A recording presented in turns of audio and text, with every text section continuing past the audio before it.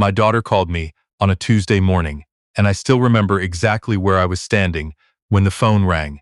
In the kitchen, pouring my second coffee of the day, looking out the window at the snow that had started coming down overnight. Light snow. The kind that makes everything look quiet and clean. I had no idea that phone call was about to make me question everything I thought I knew about my own family. "Dad," she said, and right away I could hear it. That careful tone she gets when she's about to say something she knows I won't like. "I need to tell you something about the Rocky Mountain trip." My wife Catherine and I had planned that trip together. Not last minute, not on a whim. We planned it over 3 years, slowly, the way you plan something that matters. A week at a private lodge outside Banff. Just the two of us. We had picked the dates, chosen the room, paid the full deposit up front, because it was non-refundable, and we knew we'd never back out. It wasn't just a vacation. It was a promise we made to each other. That no matter how busy life got, we'd go back to the Rockies one more time. We'd honeymooned in Banff in 1991. The mountains meant something to us. Catherine passed away 2 years ago. Breast cancer, caught too late, gone in 18 months. After she died, I sat with that booking for a long time. Couldn't cancel it, couldn't look at it. But I also couldn't let it go, because letting it go felt like letting her go. So I kept it. I decided I would go. Alone. And I would sit in that lodge and watch the mountains and feel whatever I needed to feel. My daughter Fiona, she's 34, lives in Mississauga, engaged to a man named Todd, knew all of this. She was with me when I made that decision. She sat at my kitchen table and held my hand and said, "Dad, I think Mum would want you to go." So when she called that Tuesday morning with that careful tone in her voice, I already felt the hair on the back of my neck stand up. "What about it?" I said. "There's been a complication," she said. "I talked to the lodge and the dates got mixed up somehow. They double-booked the room. Your reservation's been canceled." I put my coffee down very slowly. "Cancelled," I repeated. "I'm so sorry, Dad. I know how much it meant to you. But they said there's nothing they can do. It's completely out of their hands." I told her I'd call the lodge myself to sort it out.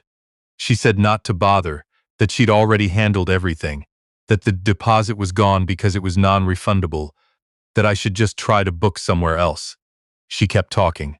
I kept listening, and something in the way she was talking, too fast, too prepared, too many details already sorted, made me feel like I was standing on a frozen lake and hadn't yet figured out where the ice was thin.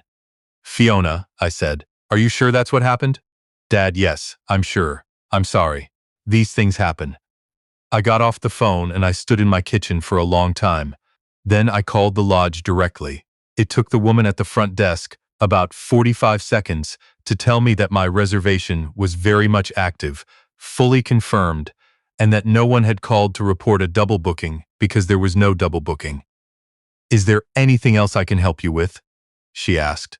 I said no, thank you. Everything was fine. I sat down at my kitchen table. The snow outside was still falling.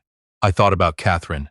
I thought about Fiona. I thought about Todd, and about Todd's mother, Glennis, who I'd met maybe 4 times since the engagement, and who had spent most of those occasions talking about her own health problems, her own financial stress, her own desire to travel before it's too late. And then I thought, let me see how this plays out before I do anything at all. 3 days later, I was at Fiona's place for dinner. I'd been invited ostensibly because Todd wanted to talk about the wedding venue. They were thinking about getting married next September, outdoor ceremony somewhere in cottage country. Dinner was good. We talked about the wedding.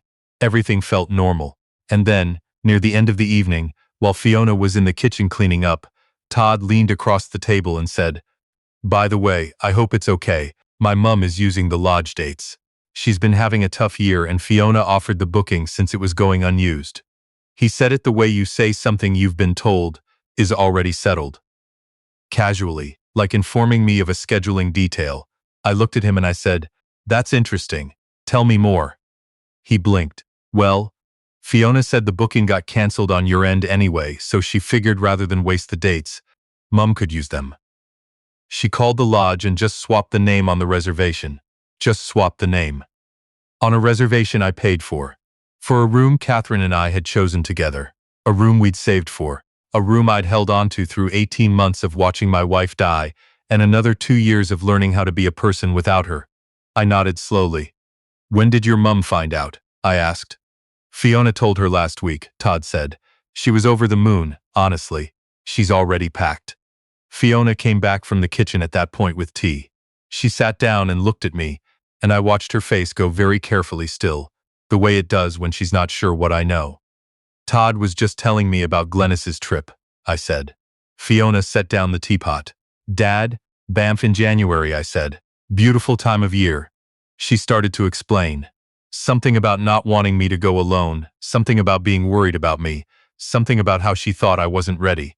I let her talk, I drank my tea, and I realized, sitting there, that there is a very specific kind of grief that has nothing to do with the person you've lost. It's the grief of seeing someone you raised do something that you cannot reconcile with the person you thought they were. I drove home that night. I did not call Fiona. I did not leave an angry message. I did not do anything. What I did instead was open my laptop. First I called the lodge, not to cancel but to confirm the exact status of the reservation. As I'd found out before, it was in my name, fully paid, still active. The woman on the phone confirmed that a request had been made to change the name, but that the lodge's policy required the original account holder, me, to authorize any name change in writing. The request had been flagged as pending. Nothing had been finalized. So technically, Glennis did not yet have a confirmed reservation under her name. She had a promise from my daughter, based on a lie my daughter had told me, about a room that was still legally mine. Let me be honest with you, I did not immediately feel triumphant. I felt tired. I got up. I felt the particular exhaustion of someone who has already been through the worst thing that can happen to them and now has to deal with something that, by comparison, should feel small but doesn't, because it was done by someone who knew exactly what it meant.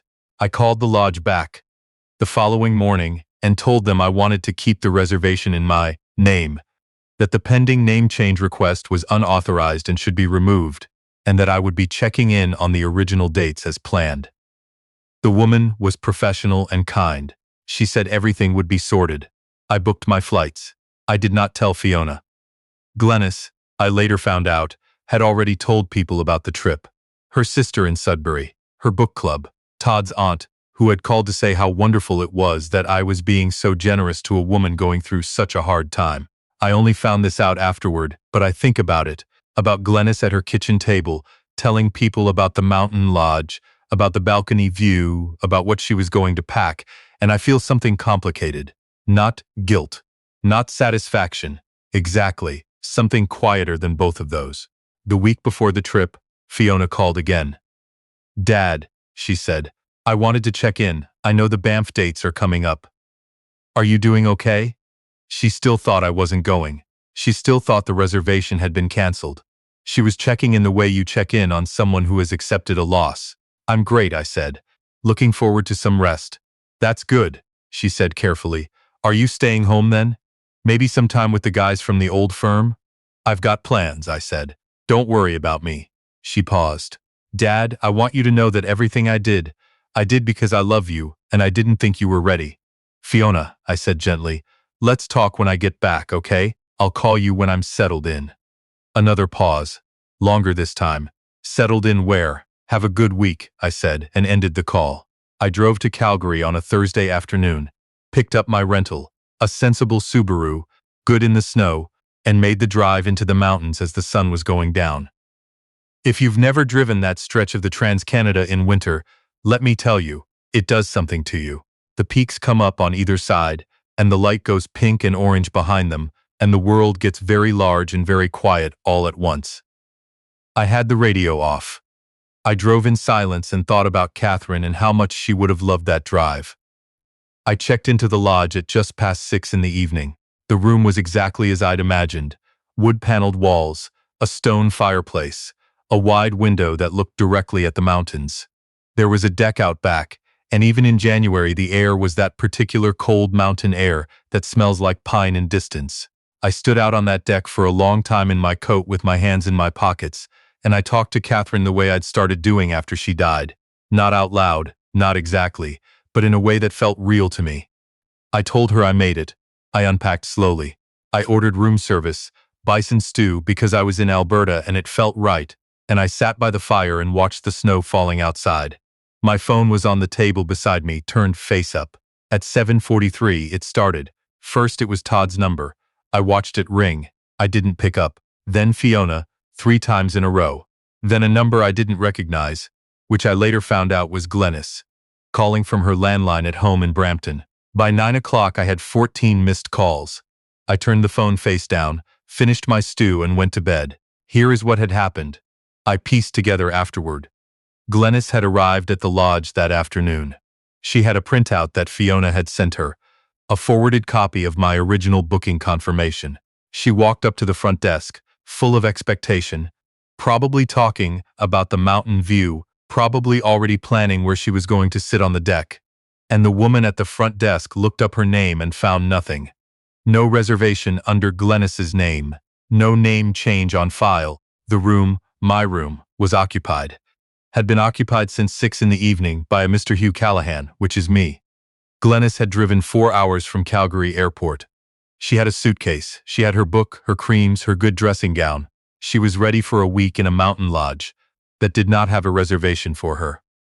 I can imagine the conversation at the front desk. I can imagine the calls to Fiona. I can imagine Fiona's face when she finally understood what had happened. That the reservation had never actually been transferred, that I had known this whole time. That I had let them believe it was over and then quietly gone myself. By morning I had 31 missed calls. I called Fiona at 8:30 after I'd had breakfast and coffee and walked along the trail behind the lodge in the early morning light. She picked up on the first ring. Dad. Her voice was very tight. Morning, I said. It's beautiful up here. You can see the whole north face of the mountains from the trail. Silence. Glenys has been calling me all night, Fiona said. She's very upset. She had to get a hotel in Canmore. It was not what she was expecting. I imagine not, I said. Dad, did you know? Did you know this whole time that you were still going? From the morning after you told me the booking was cancelled, I said. I called the lodge directly. More silence. Then, why didn't you say anything? I wanted to see what would happen, I said. Fiona was quiet for a long time. Then she started to cry. Real crying. Not performance, not strategy. I know my daughter's crying and this was the real kind. I thought I was protecting you, she said. I thought you weren't ready.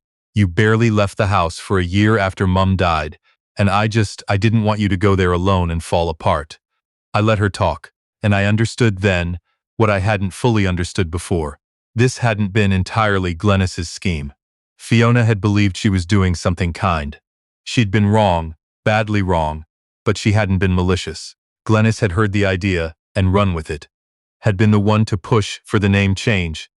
Had been the one who'd told her book club about the trip. But the original decision had come from my daughter out of a tangled place where love and overprotection had gotten confused. That distinction mattered to me. Fiona, I said when she'd stopped crying. What your mother and I had planned for this trip was ours. Not mine to give away. Not yours to decide I didn't need. This room, do you know what I'm looking at right now? She sniffled. What? The exact view your mum circled in the brochure. She circled it with a red pen and wrote this one next to it. I still have the brochure in my desk at home. Fiona didn't say anything for a moment. Then, I'm sorry, Dad. I know you are, I said. We'll talk properly when I'm home.